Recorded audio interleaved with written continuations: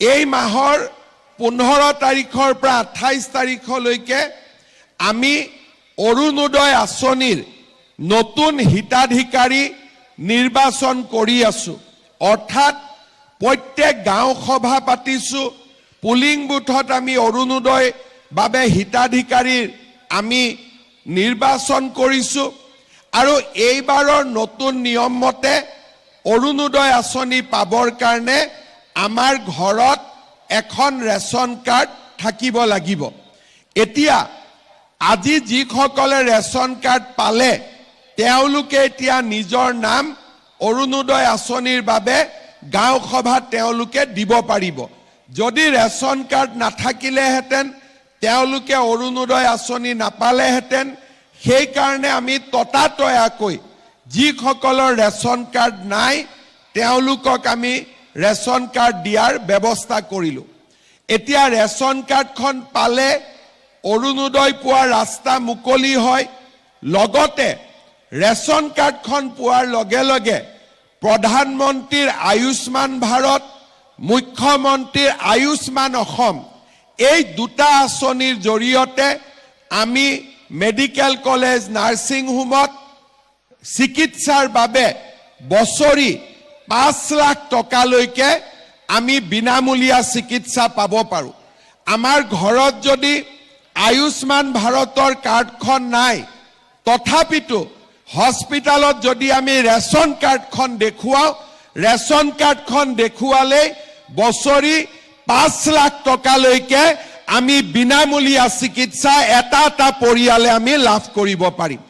তাৰ মানে আপোনালোকে চিন্তা কৰক যে আজি আমি অসমত 2,50 লাখ ব্যক্তিক আমি ৰেচন কাৰ্ড দিছো। আৰু সকলোৱে যদি বছৰি 1 লাখ টকাৰো মেডিকেলত ট্ৰিটমেণ্ট কৰে তেতিয়ালে চৰকাৰে কিমান টকা মেডিকেলত দিব লাগিব? 2,500 কোটি টকা।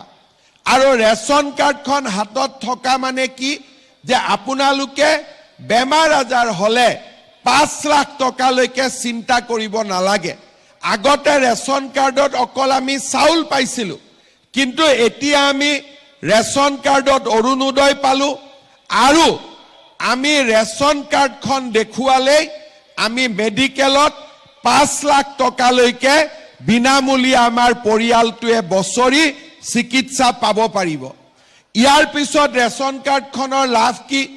আমি সকলো কথাতে গাঁওবুঢ়াৰ চাৰ্টিফিকেট ল'ব লাগে, মৌজাদাৰৰ চাৰ্টিফিকেট ল'ব লাগে।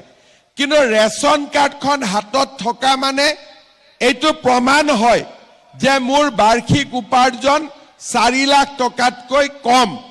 এতিয়া বহুত মানুহে অৰুণোদয়ৰ বাবেও গাঁওবুঢ়াৰ চাৰ্টিফিকেট বিচাৰি আছে। মই আপোনালোকক এটাই কথা কৈছো যে অৰুণোদয়ৰ কাৰণে গাঁওবুঢ়া, মৌজাদাৰৰ কোনো চাৰ্টিফিকেট নালাগে, মাত্ৰ ৰেচন কাৰ্ডখন দেখুৱালেই হ'ব। কোনোবা জাগাত চাৰ্টিফিকেটৰ নামত 30 টকা লয়, 50 টকা লয়, 100 টকা লয়। এইবিলাক মই ভাল নাপাওঁ। আৰু সেইকাৰণে আজিৰ সভাতে মই কৈ দিছো যে ৰেচন কাৰ্ড থাকিলে কোনো গাঁওবুঢ়াৰ আমাক চাৰ্টিফিকেট নালাগে, কোনো মৌজাদাৰৰ আমাক ইনকাম চাৰ্টিফিকেট নালাগে। এতিয়া খুজি আছিল নেকি ইয়াতে? আজিৰ পৰা আপোনালোকক নালাগে, তেনেকেই পাব। ইয়াৰ পিছত ৰেচন কাৰ্ডখন থাকিলে কি লাভ হয় আপোনালোকে জানে যে প্ৰত্যেক বছৰ আমি ল'ৰা ছোৱালীক কলেজত বিনামূলীয়া এডমিশ্যন দিওঁ। যে ৰেচন কাৰ্ডে লাষ্ট চাৰ্টিফিকেট, ইয়াৰ ওপৰত আৰু একো চাৰ্টিফিকেট নালাগে। ৰেচন কাৰ্ডখন দেখুৱালে আপোনালোকে কলেজত বিনামূলীয়াকৈ এডমিশ্যন দিব।